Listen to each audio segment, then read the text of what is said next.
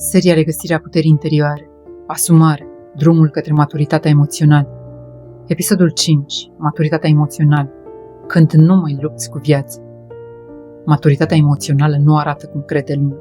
Nu este calm permanent. Nu este detașare rece. Nu este am trecut peste. Este momentul în care încetezi să te războiești cu ceea ce este. Când nu mai lupți cu viața, nu înseamnă că totul devine ușor. Înseamnă că nu mai adaugi suferință peste ceea ce doare deja.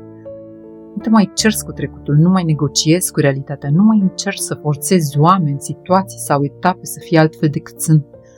Maturitatea emoțională apare când înțelegi un adevăr simplu și greu. Viața nu-ți datorează explicații, dar îți oferă lecții și tu alegi ce faci cu ele. Este clipa în care nu mai spui dacă aș fi fost mai bun, mai răbdător, mai înțelegător, ci am făcut tot ce am putut cu nivel de conștiință de atunci.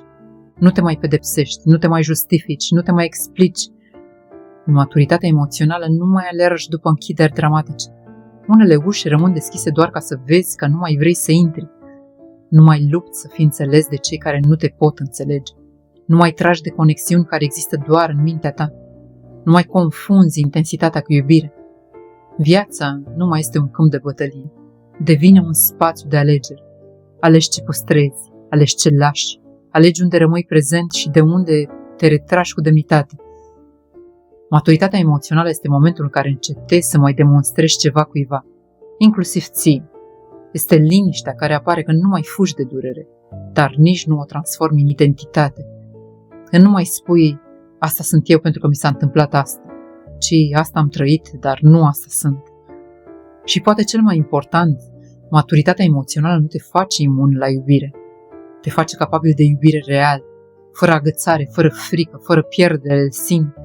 Când nu mai lupți cu viața, viața începe în sfârșit să curgă prin tine, nu împotriva ta.